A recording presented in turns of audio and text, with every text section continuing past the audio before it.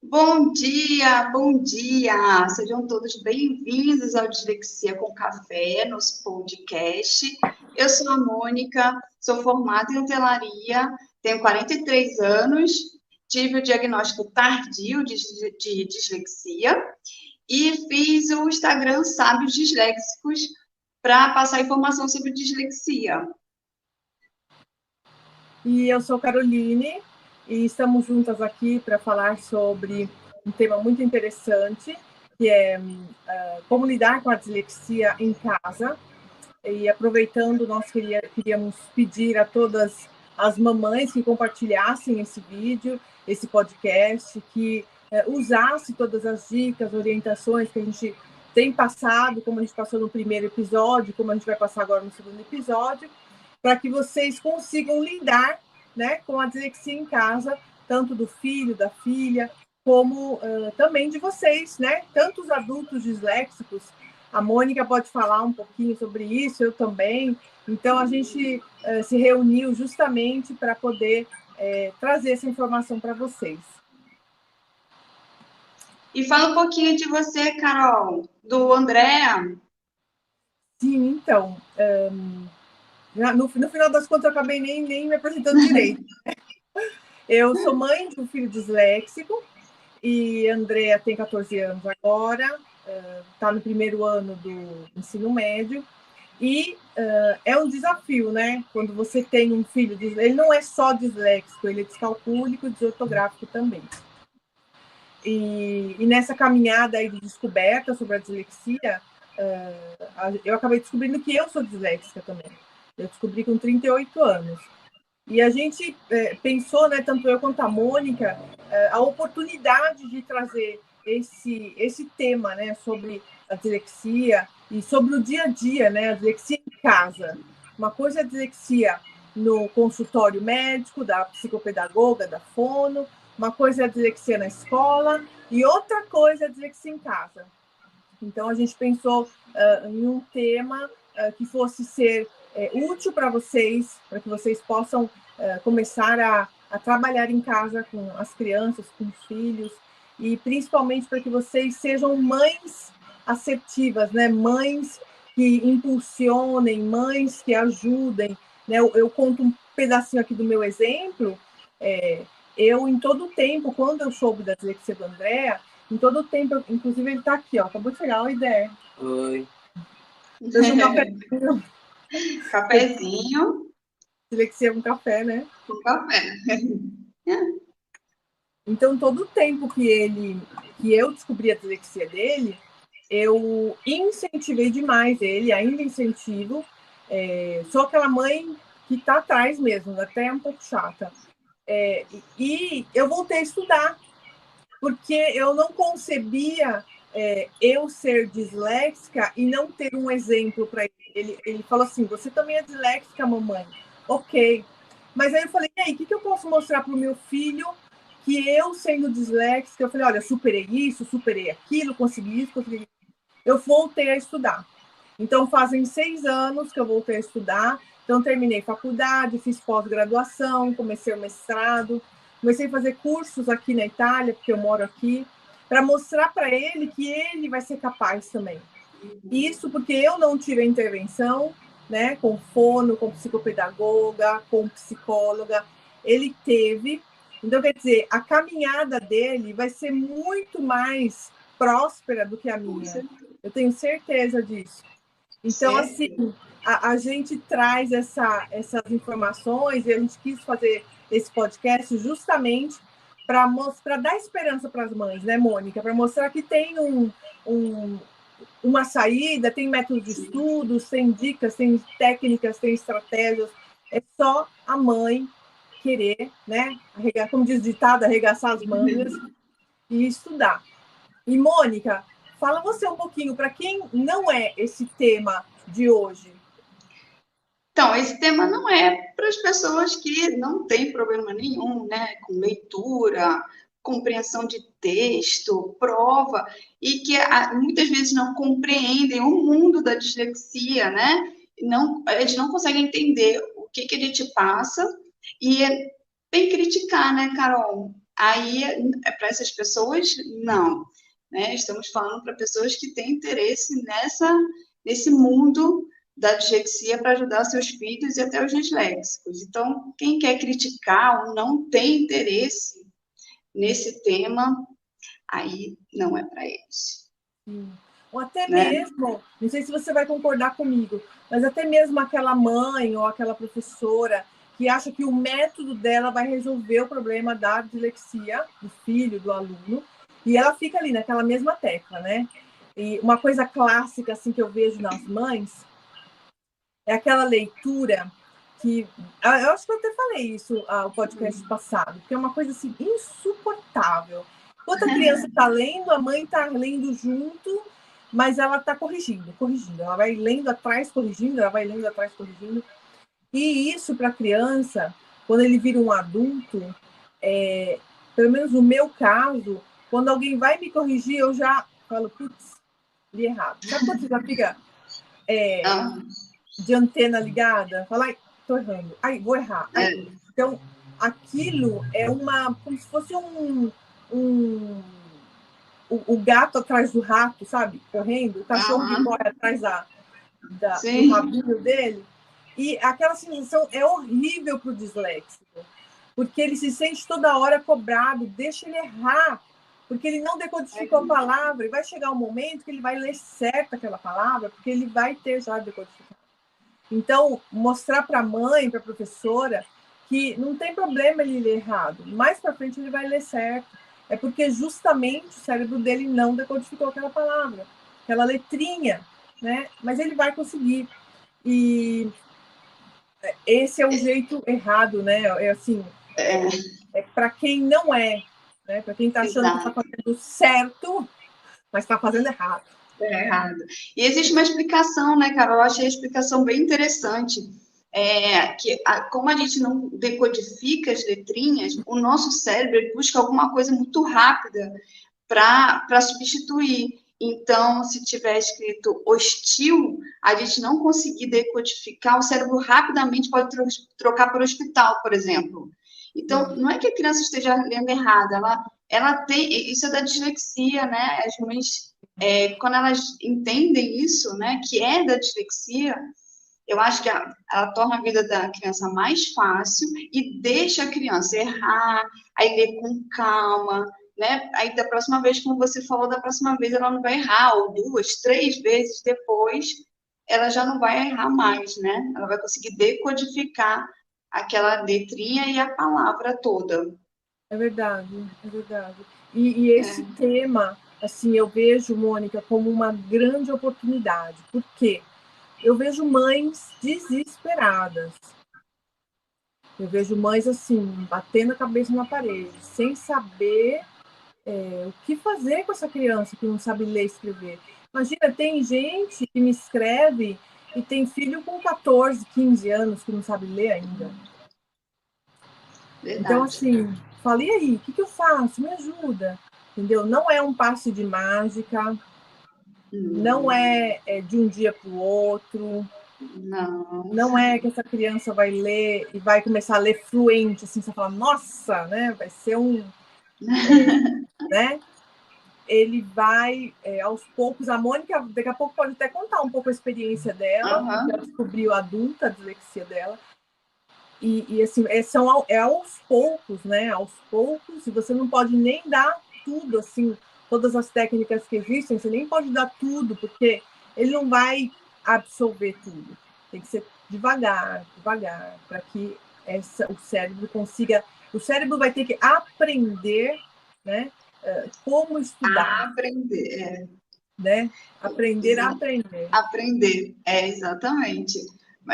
As mães ficam muito desesperadas também, algumas mães já me escreveram, eu vejo comentários, né, de mães desesperadas, mas, na verdade, as mães, elas têm que ter a informação do que é a dislexia, né, para saber o que a criança está passando e saber as técnicas. Porque na hora que a gente começa a colocar as técnicas, a gente começa até a gostar de estudar. A gente sempre fala isso, né, Carol? que a gente passa até a gostar. Então, assim, é possível sim, mães, uma criança disléxica gostar de estudar. Hoje eu gosto, mas como é que eu fiz? Na verdade, assim, me ensinaram, né?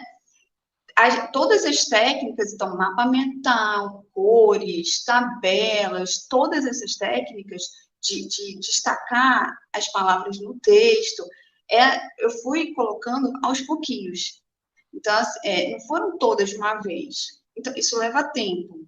Mas não tem como você pegar uma criança e falar assim, agora você vai fazer o seguinte, anota aí. Você vai fazer mapa cor, vai fazer tabela, vai fazer mnemônico, a criança não vai conseguir fazer. Então, se ensina passinho por passinho. Vai demorar? Vai. Mas vai ter uma hora que ele vai entender que ele consegue compreender, e aí na hora que a minha sensação como adulta é que quando eu consegui compreender as informações, eu falei, meu Deus, eu sou capaz de entender uma informação. E aí você fala, meu Deus, eu quero mais informação. E aí eu queria ler livros, eu queria estudar outras matérias, porque eu queria aquela informação. Mas por quê? Porque eu aprendi a aprender, eu aprendi a ler, eu aprendi a compreender um texto, e também aprendi que não tem problema ser devagar. Sim. Porque realmente a minha leitura é lenta, a minha fono sempre fala que minha leitura é bem lenta, mas tudo bem, eu faço no meu ritmo e compreendo a informação. E aí eu busco mais. Então você imagina uma criança que desde pequena tenha todas as técnicas, né, aprendidas da maneira correta e apaixonada por informação. Essa criança vai ser assim, né? Como você diz, né, Carol? Um adulto de sucesso. Sim. Com certeza. Sim, é verdade. O método de estudo é fundamental, né? Eu lembro que quando as crianças estavam no Fundamental 2, a professora... No Fundamental 2? No Fundamental 2. A professora do meu filho, eu tenho trigêmeos, né? 2 meninos e uma menina. Aí, a professora do Marcelo falou assim para mim, senhora, Marcelo não tem um método de estudo. Aí eu falei, hein? Ela falou assim, sim, a senhora não sabe o que é método de estudo? Aí eu falei, sim, mas não sabia, mas não queria, né, por baixo. Aí Marcelo precisa de um método de estudo. Aí eu falei, tá bom. Aí eu fui atrás desse raio, desse método de estudo. Né, porque assim, o método de estudo que eu aprendi na escola é ler e repete, ler e repete, ler e repete, né? Quanto mais ler, melhor. E ainda tem aquela coisa ridícula que falam, quem lê em voz alta, lê 2 vezes. Né? Então, tem gente que gosta, não vou nem falar que não funciona, porque funciona. Tem gente que gosta, que se dá bem, estuda assim, ótimo, legal. Mas para o disléxico não é assim. Esse método de estudo para disléxicos, eu aprendi, eu estudei, eu fiz um curso sobre isso aqui na Itália. Porque o meu filho necessitava desse método de estudo. Porque o ler e repetir para ele não funcionava. Sim. E eu me via, Mônica, meu filho, todos os dias, eu lembrava da minha infância quando eu via meu filho estudando. Porque era a mesma coisa. Né, a gente estava falando sobre os depoimentos, né? Eu já vou até começar a falar alguma coisa. Eu lembro que eu gravava a minha voz, eu lia, quando eu era pequena, isso. Eu tinha um rádio enorme, aí eu colocava aquele toca-fita. O meu toca-fita era um prateado e a fitinha era laranja. Aí eu colocava o toca-fita, ligava, né? Apertava o play e o rec e lia. Então gravava. Para eu não ter que ler várias vezes, porque eu me cansava, eu dormia no meio da leitura. Eu achava que eu falava, nossa, como eu sou preguiçosa, nossa, eu no meio da leitura. Não pensei na gravação, mas eu lembro direitinho que eu tinha o hábito de pedir para minha mãe tomar o ponto. Eu descia, né, assim, falar, mãe, Toma um ponto para mim. Quando minha mãe ia perguntar, eu não lembrava. Aí minha mãe falava, você não tá lembrando? Só que nessa dela falar, você não tá lembrando, ela me contava. Aí eu ouvia. Então, quando eu ouvia, eu começava a entender as coisas. E eu lembro de algumas matérias que ficaram marcadas para mim, porque ela leu, tipo, Pedro Álvares Cabral, Colombo, vários pontos, principalmente das matérias que tem muito texto na história, lembro de algumas coisas, ciências, mas sem saber, ela acabava contando, e aí eu ouvia, e melhorava muito. Então, mesmo não sabendo dislexia, sem saber nada, eu acabava adaptando um pouco, né, do meu estudo, da minha mãe lendo. Porque também. E assim, ó, as pessoas tinham o hábito. Você não tirou nota alta, então faz o seguinte: leia mais. Não adiantava nada. Lê de novo, né? Vai lá e lê de novo. Gente, não adianta nada, porque ele te vai ler, não vai entender nada. E também eu tinha aquele negócio de decorar. Então, assim, eu não entendi, beleza. Se eu não entendi, a minha memória não é ruim, não. Então, eu vou decorar esse negócio todinho. Aí eu chego na prova, decorado, vou pegar a questão. Aí tinha um problema da interpretação da questão, né? Que daí eu não tinha essa noção, que eu também não conseguia compreender o enunciado. Mas, de qualquer forma, eu sabia mais ou menos ali a matéria, tinha decorado umas coisas e saía escrevendo aquele negócio que eu tinha decorado. Aí eu ia, assim, meio que me livrando, sabe, das coisas da prova, sem entender absolutamente nada. Então, esse negócio de, vai lá e lê tudo de novo. Não, gente, não adianta. Né? O disléxico é a mesma coisa que nada. É verdade, é verdade. Lê e repete, lê de novo. Lê né? de novo. Essas Lê frases... e me conta. Nossa, quando falavam assim, vai lá ler e depois vem aqui e resume para mim. Nossa, pensa num pânico que eu passava. Eu tinha pavor disso, mas assim, pavor. Porque eu pensava, eu tenho que decorar. Porque para eu repetir para alguém, eu tenho que decorar. Então, decora, para conseguir repetir. Aí, na hora que eu repetia para alguém, né, eu fazia assim, me dava um alívio, porque eu falava, graças a Deus, consegui, né, repetir. Pronto, esqueci, porque eu não tinha entendido, né. Sim, é isso mesmo. Não, sem contar que a professora às vezes falava, olha, lê o texto, depois faz um resumo. Acho que vai facilitar mais. Aí eu olhava assim e falava, ai meu Deus, como é que eu vou fazer esse resumo se eu não entendi nada? De nada. Né? Nossa, sabe o que eu lembrei? Eu lembrei que quando as professoras faziam isso, elas falavam assim para mim: seu resumo é muito grande, é praticamente o texto. Que eu não tinha entendido. Gente, lembrei disso agora. Eu lembro das professoras falando isso. Aí, claro, eu não tinha entendido, eu praticamente copiava, né? Só para entregar alguma coisa. Sim, com certeza.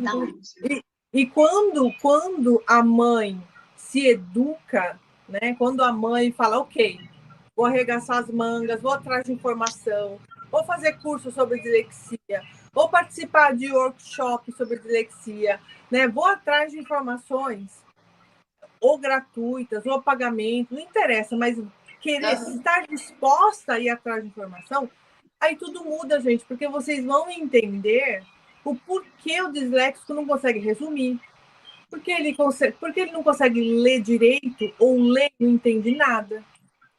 Porque na hora de falar, vamos fazer a interpretação de texto, ele não consegue interpretar. Né? Por que de tudo isso? Porque, assim, se eu te der todas as técnicas, todas as coisas do mundo que existem para a dislexia, não vão, vamos dizer assim, acalmar o seu coração, porque você não vai entender por que tudo isso é necessário, né? O porquê que o cérebro do meu filho não trabalha direito como o cérebro de todas as outras crianças, né? Por que ele leva muito mais tempo para resolver um problema de matemática? Quando você entende essa situação, né, quando você entende que o lado direito trabalha em um modo super veloz, que é o lado disléxico, né, o lado criativo, o lado musical, o lado holístico, né? Aquele lado assim de super habilidades. Quando você entende e fala assim, sim, meu filho gosta de Lego, meu filho gosta de pintar. Nossa, meu filho é excepcional. Às vezes fala umas palavras que você fala, meu Deus, onde você viu essas palavras? Onde você viu isso, filho? E ele não consegue fazer o básico, tipo um problema de matemática, uma leitura, uma soletração de uma palavra, porque justamente o lado esquerdo, né, que para nós disléxicos é aquele que funciona, vamos dizer assim, palavras, né, bem básicas, que funciona mais assim devagarzinho, né, que não tem tanto impulsionamento, vamos dizer assim. Então você tem que treinar esse lado esquerdo. Imagina só, Mônica, se a gente treina o lado esquerdo, o nosso lado direito já é muito mais aflorado do que da pessoa que não tem dislexia, né? Então, se a gente treina o lado esquerdo, o nosso lado direito já é bom demais. Imagina aonde vai parar essa criança. Nossa! Ele vai Sucesso! fazer o que ele quiser, ser o que ele quiser. Exatamente. Vai ter um sucesso tremendo, ele vai ser realmente um aluno vencedor. Mas a mãe precisa saber disso, né? E tem assim, tem mães que querem, que fazem, e tem mães que não querem.